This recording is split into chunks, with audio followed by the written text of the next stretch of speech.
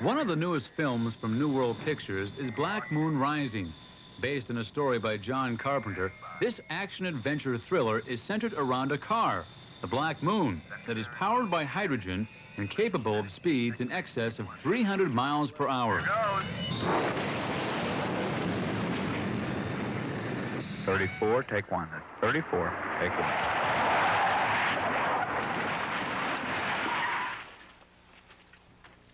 The star of Black Moon Rising, Tommy Lee Jones, started acting in his spare time at Harvard, where he was also a star offensive guard on the football team.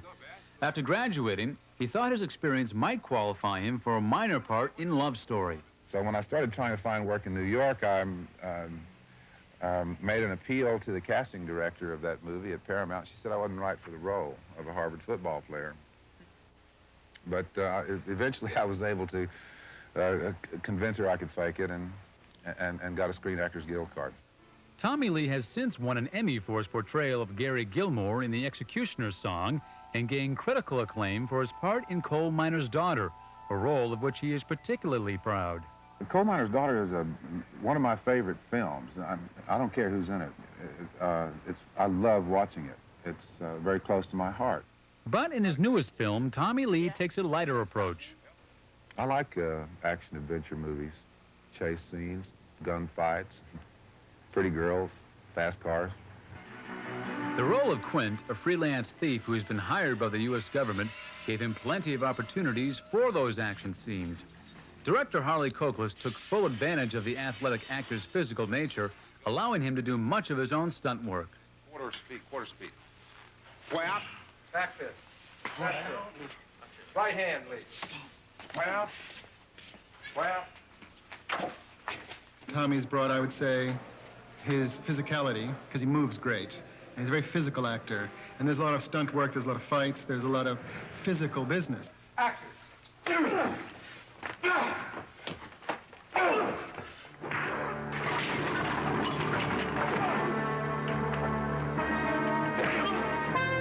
watch that guy. But his own ability wasn't all Tommy Lee brought to this film.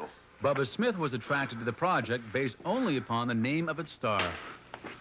Nice job, Quint. Hour and a half to spare. When they told me who was going to be starring in this, and I said, sure. I didn't even ask him about money. I just wanted a chance to work with him just to learn. Since leaving professional football in 1976, Bubba has begun an impressive show business career, ranging from Miller Beer commercials and the Blue Thunder television series to the hit film Police Academy and its sequel. He considers Black Moon Rising something of an education. I look at this business basically like I look at football. The better players that you play against, the better you get. And according to Coklas, Smith was a quick learner. When he came to the set, I was really surprised how prepared he was and what a good actor he was. And he is another guy who has tremendous physical presence. I mean, awesome. I'm gonna take all the heat that comes down on my head. I'm gonna transfer it to your body. You understand what I'm saying? The car that gives the film its name is a sleek, hydrogen-powered experimental prototype that is being tested by its builders when we first see it. Casting the automobile was more difficult than casting the actors, according to Coklas. We knew we needed a really remarkable car, and we went through all the magazines and looked at this and looked at that. And then we heard about a car that was up in Montreal, which was designed by a French designer for the Montreal Car Expo. So we brought it down to LA and made a few modifications, and that's the Black Moon. Producer Joel Michaels quickly realized that their Black Moon would not be merely a show car. We did with that car what it was never intended to do, and that was run and chase and do stunts and leap and jump and do somersaults. Because of the rigorous demands of the stunts and the shooting schedule of the film, a second exact duplicate of the Black Moon was built, as well as a mock-up of the interior. The futuristic car was an eerie sight racing across the flat desert, followed by a camera truck. In the film, the Black Moon is stolen by Ryland, the leader of an international car theft organization, played by veteran actor Robert Vaughn. It's an unusual occupation, needless to say, stealing cars on a mass basis. I've never had any role like this that I recall. This is a business, Nina. We don't take trophies. For producer Doug Curtis, Vaughn and his character were a perfect fit. He is the kind of villain that a movie like this has to have, and he's obvious. You don't have to think about it. An audience knows right off the bat who he is, what kind of person he is, and Robert Vaughn does that better than anybody. Vaughn's head thief, Nina, is played by Linda Hamilton. In this one, there's a very specific character. She's a thief, she's a woman, she's bright, she's aggressive, she's corporate-level thief, and there's just a lot more. She's much more specific and a lot more rich to play. Linda has starred in many television movies and recently appeared opposite Arnold Schwarzenegger in the hit film The Terminator. But her role in The Black Moon Rising forced her to confront a deep-seated fear. I have a great fear of cars, always have. Very neurotic myself, and this is a real opportunity to be fearless.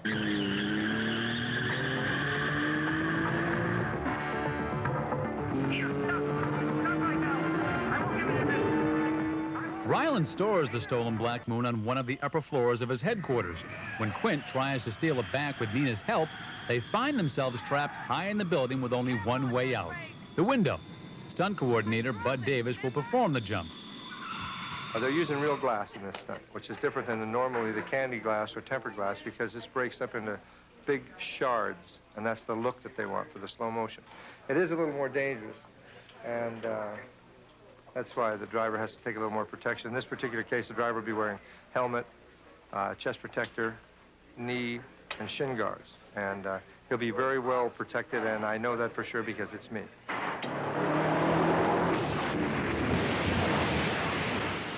From the cast, to the plot, to the setting, Black Moon Rising was designed from the ground up to provide non-stop enjoyment to the moviegoer. The film should really be a roller coaster. It should be almost an amusement arcade ride. It should kind of catch you up in its adventure and drive you 300 miles an hour through the streets of Los Angeles. In the high-adventure film Black Moon Rising, a sleek, futuristic racing car is center stage until it is suddenly stolen in a daring heist. They're stealing your cars! As it turns out, Robert Vaughn operates a multi-million-dollar auto theft ring that specializes in stealing exotic cars. Unfortunately, car rings are not limited to the movies. They're very common. They run from very small groups, 2 or 3 people, to very sophisticated rings that go across the nation and even internationally in some cases. Lieutenant William Kelly heads up the California Highway Patrol's Auto Theft Investigative Unit. He and his team of detectives research hundreds of cases a year, focusing on a specific criminal element. We deal with professional car thieves. These are not kids who are out joyriding. These are professionals who are in the business for profit. According to the National Automobile Theft Bureau, between 1983 and 84, over 1 million cars were stolen nationally. That translates to a car being stolen every 31 seconds. Currently, the favorite targets are the Buick Riviera, Toyota Celica Supra, Cadillac Eldorado, Chevy Corvette, and the Pontiac Firebird. When you consider insurance claims and other costs, the business of stealing cars has turned into an estimated $5 billion a year enterprise. Recently, we investigated a case involving a family. To this date, we've recovered over 250 cars, and we're still recovering them. The main players of this ring are still in jail, but the cars are still coming in. The professional car thief is becoming more sophisticated. Some have computerized, while others have perfected the art of stripping a car to sell its parts. This entire Camaro could be stripped in half an hour. The big money earned from these cars has begun an alarming trend. We're finding more and more that cars are being taken at gunpoint. To combat the theft problem, the federal government has enacted a law that will require 14 parts of your car to display its vehicle identification number, or VIN. This will make it much more difficult for thieves to switch or change the numbers in the future. This time, when it comes to depicting car thieves, Hollywood's fiction is closer to fact.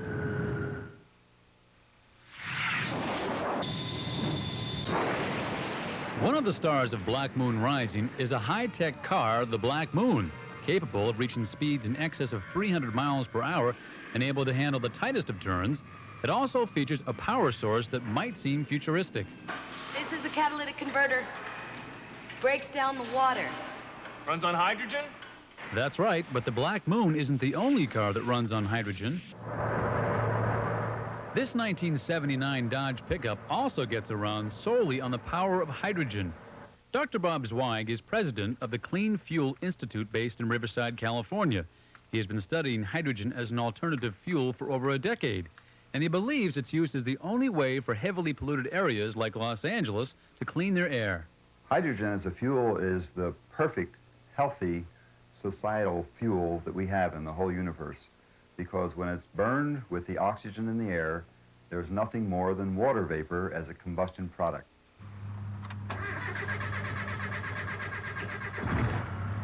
To prove how cleanly the fuel burns, engine designer Nelson Allen inserts a hose with a face mask attached and breathes directly from the exhaust pipe, followed by a sampling of the water.